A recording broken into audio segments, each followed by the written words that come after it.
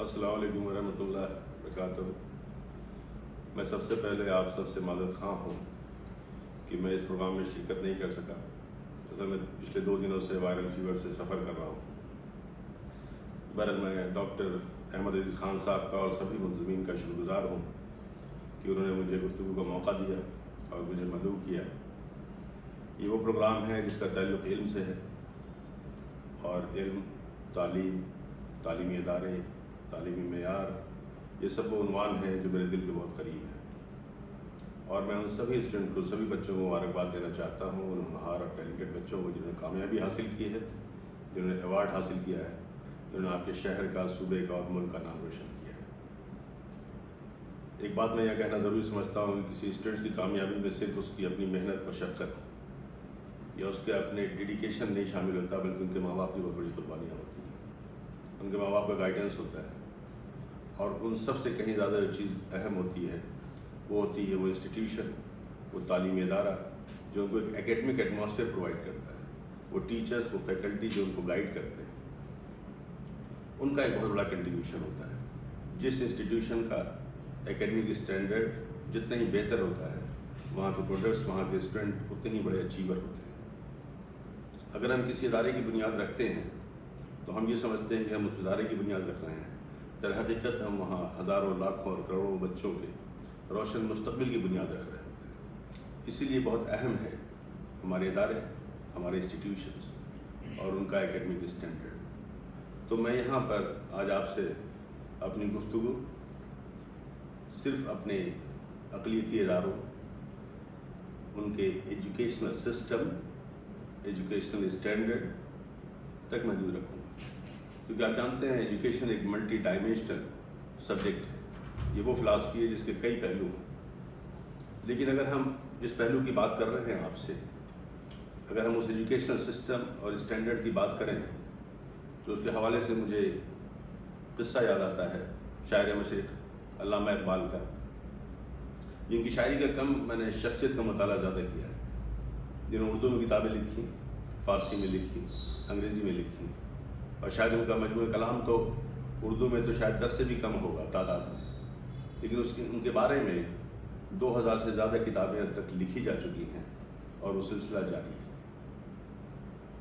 علامہ اقبال جب لاہور میں مقیم تھے تو اپنی بیوی کے اصرار پر، تاکید پہ، بچوں کی اچھی رہائش کے لیے انہوں نے لاہور میں ایک مکان بنایا جسے اپنے بیٹے جاوید منزل کے نام سے منسوب کیا، لیکن بدقسمتی یہ رہی کہ اس مکان میں شفٹ ہونے کے کچھ روز بعد ہی ان کی بیوی سرتاج بیگم کا انتقال ہو گیا، اور علامہ اقبال بہت غمزدہ رہے، اور اس فکر میں مبتلا تھے کہ ان کے بچوں کی دیکھ بھال اور پرورش کیسے ہو۔ اس وقت ان کے بیٹے جاوید کی عمر 11 سال تھی اور بیٹی منیرہ 5 سال کی تھی۔ انہوں نے اپنے دوستوں سے اس بات کا ذکر کیا۔ علی گڑھ میں ان کے دوست AMU میں پروفیسر راشد دیدیکی تھے، ان کو یہ ذمہ داری دی کہ اگر کوئی محترمہ ایک کیئر ٹیکر، ایک دیکھ بھال کی حیثیت سے اگر مل جائے تو بہت مناسب ہوگا۔ انہوں نے اس بات کا ذکر باٹنی میں پروفیسر اصغر علی مہدی صاحب سے کیا، جن کی بیوی لیسا تھی، وہ جرمن خاتون تھی، ان کی بہن ڈورس وہ بھی جرمن تھیں، اور ان کو رضامند کرنے کا ذمہ ان کو دیا گیا، اور ان کو یہ بات بتائی گئی کہ علامہ اقبال کا ہندوستان میں وہی مقام ہے جو گوئٹے کا مقام جرمنی میں تھا، جو بہت بڑے فلاسفر تھے۔ محترمہ ڈورس متاثر ہوئی بہت، اور انہوں نے سفر کو قبول کیا، اور جب وہ علامہ اقبال کے گھر تشریف لائیں تو اس وقت جو ان کی بیٹی منیرہ تھی وہ اسکول میں زیر تعلیم تھی، مسلم گرلس اسکول لاہور میں۔ ظاہر سی بات ہے وہ صبح ان کو ذمہ داری تھی کہ ان کو نہانا دھلانا، صاف کرنا، تیار کرنا اور اسکول بھیجنا ان کی ذمہ داری تھی، لیکن انہوں نے دیکھا کہ وہ بیٹی جو منیرہ تھی، جسے پیار سے علامہ بانو بھی کہا کرتے تھے، وہ بہت خوش نہیں رہتی تھی اپنے اسکول سے۔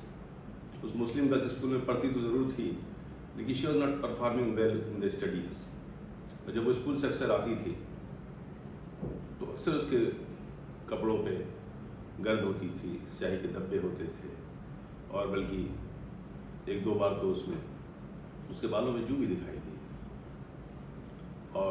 ڈورس احمد اپنی کتاب میں لکھتی ہیں، جو کتاب لکھی ایز آئی نیو اقبال، کہ مجھے یہ دیکھ کر کے بہت افسوس ہوتا تھا، اور پھر اس لیے میں نے علامہ سے ایک دن کہا کہ کیا ہم یہ کر سکتے ہیں کہ منیرہ کے اسکول کو اس اسکول سے ہٹا کر کے کسی دوسرے اسکول میں اس کا داخلہ کرا دیا جائے۔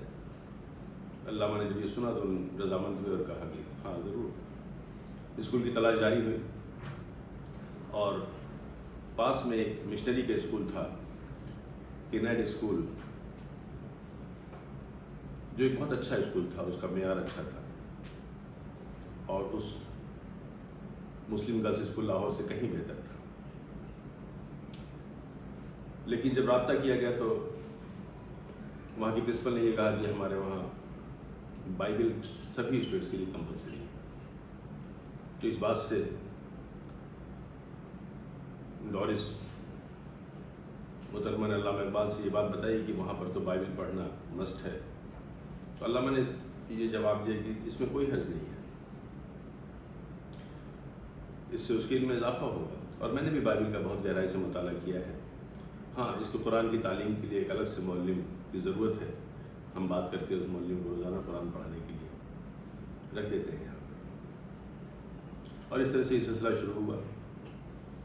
منیرہ نے اسکول جانا شروع کیا، دھیرے دھیرے اس کی علم میں دلچسپی بڑھتی گئی، اس کا انٹرسٹ بڑھتا گیا، اور وہ کافی خوش رہنے لگی۔ اس مشنری اسکول میں ایک ٹیچر تھی، اس سے بہت زیادہ متاثر تھی، اکثر اسکول سے آنے کے بعد فٹر سے سنایا کرتی تھی۔ اور ایک دن تو بہت ہی ایکسائٹیڈ اسکول سے لوٹی اور کہنے لگی آپا جان، آج ہمارے ٹیچر نے بہت اچھی اسٹوری سنائی، حضرت یوسف کی کہانی سنائی، ان کے بھائیوں کا قصہ سنایا، اور بہت مجھے مزہ آیا اور بہت کچھ سیکھا میں نے۔ محترمہ ڈورس کو بہت تعجب ہوا، اور انہوں نے کہا کہ کیا تمہیں یہ حضرت یوسف کا قصہ مولوی صاحب نے نہیں بتایا؟ منیرہ نے جواب دیا نہیں، انہوں نے تو سورہ یوسف پڑھائی مجھے، عربی میں پڑھائی، اور اس کے بارے میں کچھ بھی نہیں بتایا۔ جب یہ بات علامہ اقبال کو پتہ چلی تو انہوں نے کہا کہ جب بھی قرآن پڑھی جائے تو ترجمے کے ساتھ پڑھنا چاہیے، اور پھر انہوں نے اپنے دوستوں سے مشورہ کیا اور کسی دوسرے معلم کا انتظام کیا۔ معزز حاضرین، میں صرف آپ سے یہ کہنا چاہتا ہوں کہ آج اس بات کو تقریباً 80 سال سے زیادہ ہو گئے۔ آپ مجھے بتائیے کہ آج ہمارے تعلیمی اداروں میں، ہمارے تعلیمی نظام میں، ہمارے ایجوکیشن سسٹم میں کیا تبدیلی آئی ہے؟ کیا وہی سسٹم نہیں ہے جو آج سے 80 سال پہلے تھا؟ کیا ہم اسی آرتھوڈاکس، اسی ٹریڈیشنل وے میں اپنے بچوں کو تعلیم نہیں دے رہے ہیں؟